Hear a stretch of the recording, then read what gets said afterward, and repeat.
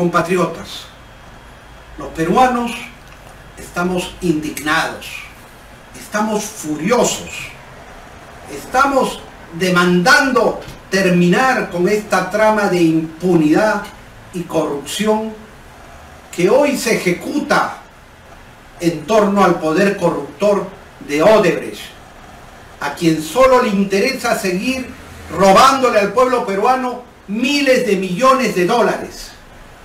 ¿Y cómo lo ejecuta? Lo ejecuta a través de dos columnas fundamentales para esta trama de impunidad: la de la Fiscalía, del Ministerio Público y la del Gobierno, desde el Presidente de la República a los ministros de Estado. Ha quedado claro que a partir de ese acuerdo secreto que se ha firmado entre la Fiscalía y el corruptor Odebrecht, no se le congela las cuentas como lo solicitó la Unidad de Investigaciones Financieras. Se rechaza el pedido de la Procuraduría para que se embarguen sus cuentas y activos preventivamente. No se allana ningún local, no se incauta ninguna documentación, no se detiene a nadie, no se le impide la salida del país ni al mismísimo corruptor Jorge Barata. Y mientras esto sucede, mientras hay esta protección de la Fiscalía a los activos de Odebrecht, a cambio de 30 millones de soles, que es el precio que le ha puesto a la justicia esa Fiscalía en un acuerdo vergonzante que ni lo publica, ¿qué pasa en el Poder Ejecutivo? El Presidente de la República no aplica la cláusula anticorrupción al contrato del gasoducto del sur, con las consecuencias económicas que ello trae a nuestra patria.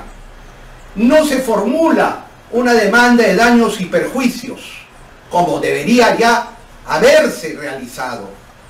No se contrata peritos, ni nacionales ni internacionales, para que valoricen el real costo de todos esos contratos obtenidos con sobornos y que definitivamente están sobrevaluados en miles de millones de dólares.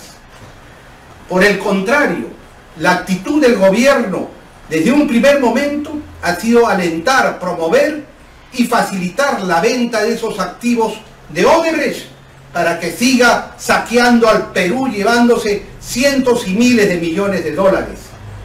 Así, el 27 de agosto, el mismísimo Presidente de la República anunció con júbilo que ya se había realizado la venta de los activos del gasoducto del sur de Odebrecht al consorcio Sempra-Techin. Sin embargo, se frustró también porque la cláusula anticorrupción allí estaba, pero no quedó allí. El 21 de diciembre, el ministro de Economía, conjuntamente con el primer ministro, anunciaron que Odebrecht finalmente había logrado transferir sus acciones del gasoducto del sur a ese sospechoso fondo canadiense Brookfield, vinculado nada menos que a capitales brasileros. Pero también se frustró ante los anuncios y revelaciones que venían de la justicia internacional. Pero entonces, ¿qué dice Pedro Pablo Kuczynski? Anuncia y dice que se vayan, no que se vayan a la cárcel, que se vayan del Perú. ¿Y qué más dice? Que vendan, es decir, que vendan esos activos, que se vayan con lo que vendan, para luego concluir diciendo: hay que pasar página. Nosotros los peruanos no vamos a permitir pasar página. Solo pasaremos página cuando todos estén detenidos cumpliendo cadena perpetua.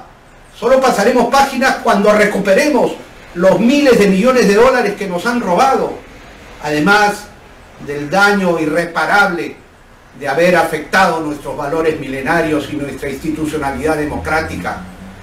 Nosotros tenemos que decir que en medio de esta trama, por supuesto, está la Presidencia del Consejo de Ministros, el Ministerio de Economía, el Ministerio de Justicia con su inacción, y sobre todo el Ministro de Energía y Minas, Gonzalo Tamayo. que hasta la víspera de ser nombrado ministro de Energía y Minas, pertenecía y era socio director de Macroconsul. ¿Y quiénes eran sus clientes? Nada menos, y aquí lo tenemos, Macroconsul, nada menos que Odebrecht y Graña Montero, dos de los principales socios que entre ambos tienen más del 75% de las acciones del gasoducto del sur. ¿Cómo se llama eso? Incompatibilidad, tráfico de influencias, trama corrupta, y lo hemos dicho, pero sin embargo continúa actuando como principal ejecutivo que tiene no la camiseta del Perú, sino la camiseta de la corrupción. ¿Y cómo es que además esto se cuantifica en hechos concretos? Señores, el 24 de enero de este año, hace pocos días, cuando a las 12:01 el presidente Kuczynski anuncia que se va a ejecutar la carta fianza del gasoducto del sur porque no han cumplido con el cierre financiero, ese mismo día, curiosamente, en la Bolsa de Valores pasaban cosas muy extrañas. Un anuncio de ese tipo debía repercutir en la cotización de la acción de uno de los socios del consorcio Gasoducto del Sur, Graña Montero. Pero extrañamente, en vez de disminuir su valor, subió 20%. ¿Qué había pasado?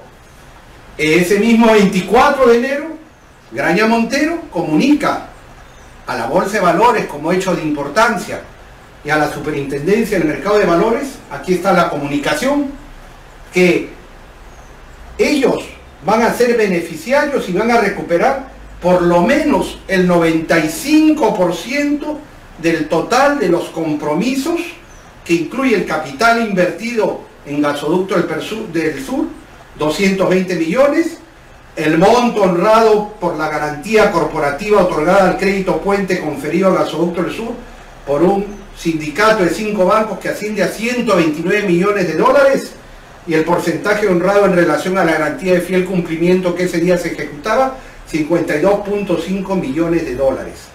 Es decir, están anunciando que según el procedimiento que el gobierno está siguiendo al no aplicar la cláusula anticorrupción, ellos van a recuperar en los próximos 12 meses el 72.75% del valor contable neto de ese contrato sobrevaluado.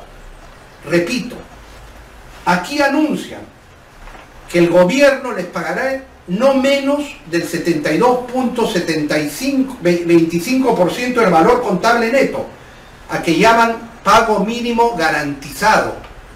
¿Sobre qué aplican? Sobre el monto del contrato sobrevaluado, sobre el monto del contrato de la corrupción. ¿Esto cómo se traduce? Se traduce que en los próximos 12 meses el consorcio Gasoducto del Sur va a recibir 1.900 millones de dólares. Repito, 1.900 millones de dólares. ¿Distribuidos cómo? 381 millones de dólares para Graña y Montero, que tiene el 20%, 476 millones para la empresa española Enagás, que tiene el 25%, y 1.049 millones de dólares para Odebrecht, que tiene el 55%. ¿Y todo por qué? Porque no aplica el gobierno la cláusula anticorrupción y porque no se aplican los embargos cautelares respectivos para cubrir la demanda de daños y perjuicios que el Estado peruano tiene el deber de plantear inmediatamente. Pero ahí no queda la cosa. Mientras sigue la impunidad y la inacción de la Fiscalía, ellos tienen en marcha la venta del proyecto de Olmos, donde hay más de 500 millones de dólares a la espera de aprobación del gobierno regional de Lambayeque. Tienen en marcha ya la venta del 25% de Rutas de Lima. Ya vendieron el 55%, ya se llevaron casi 1.000 millones de dólares, ya se los llevaron. La venta de Chavimochic, la venta del proyecto Irsa Norte, todos estos sobrevaluados y con coima. Y la venta de la hidroeléctrica de Chacya, otro proyecto de más de 2.000 millones de dólares.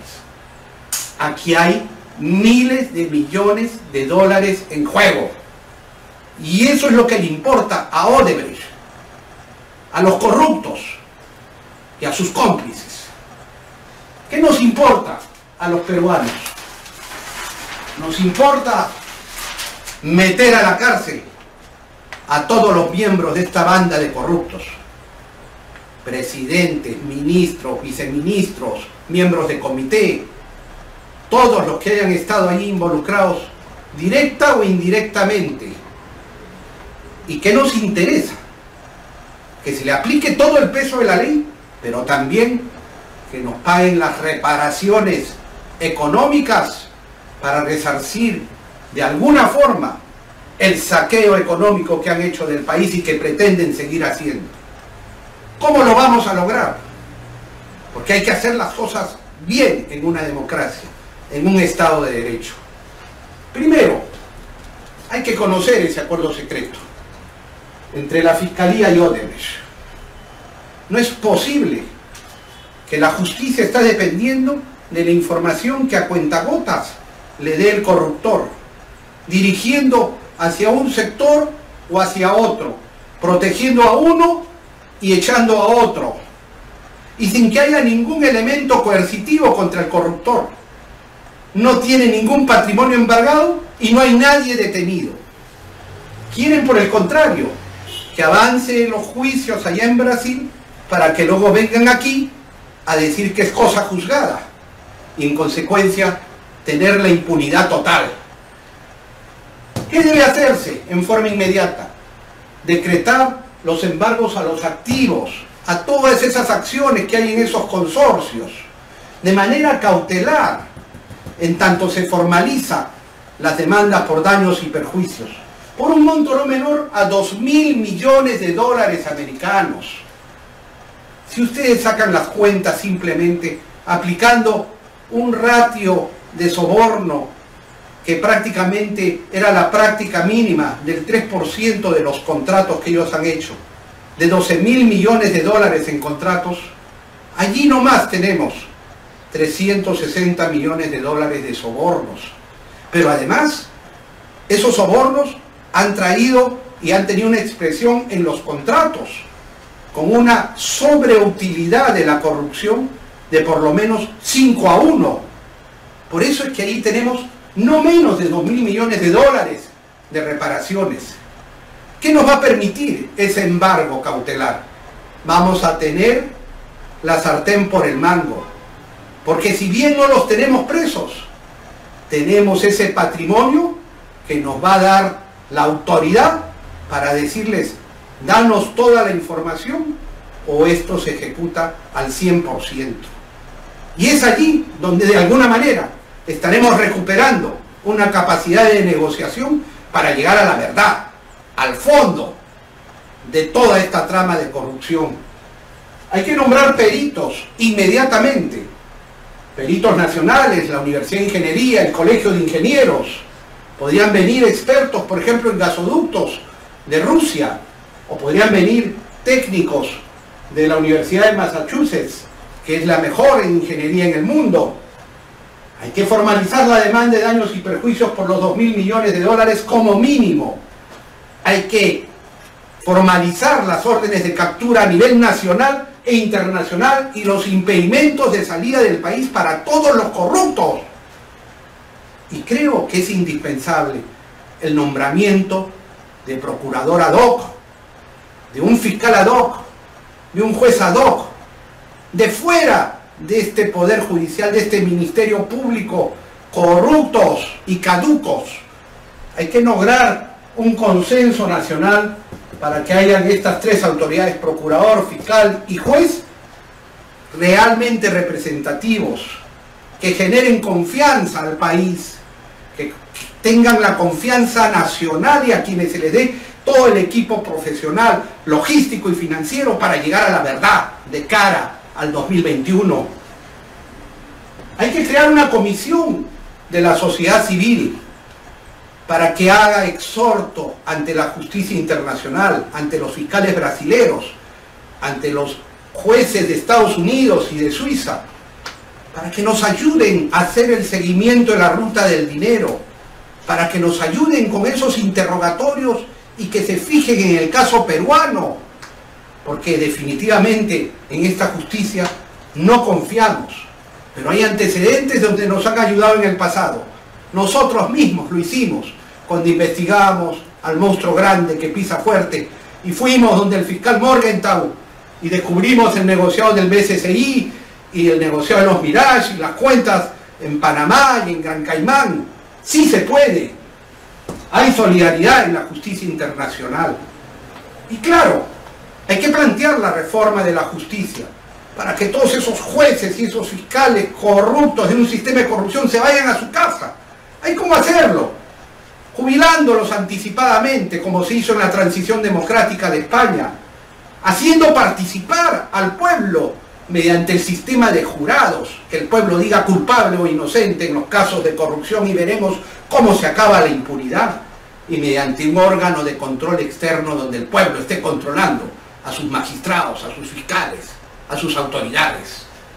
Hay que hacer una reforma de la Contraloría. Es una Contraloría que poco o nada ha hecho en todos estos años y que recién ha despertado cuando han venido las informaciones del extranjero. No vamos a permitir que sigan con su trama de corrupción e impunidad para seguir saqueando al Perú con miles de millones de dólares. Y vamos a aplicar con la nueva justicia la nulidad de la venta de todos esos activos.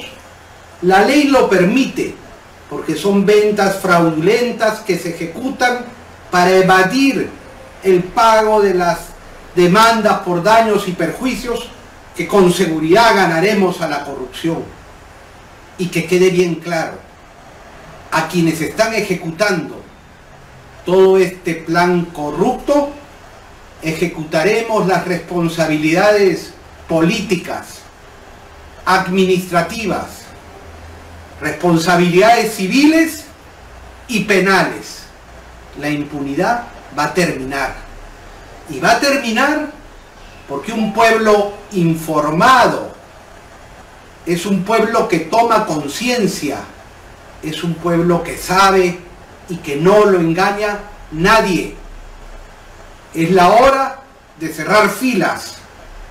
Es la hora que los peruanos nos unamos para notificar al sistema de corrupción que estamos dispuestos a darlo todo, con mística, con convicción, con entrega, por nuestros hijos, por el Perú, para que de una vez por todas refundemos nuestra patria de cara al bicentenario.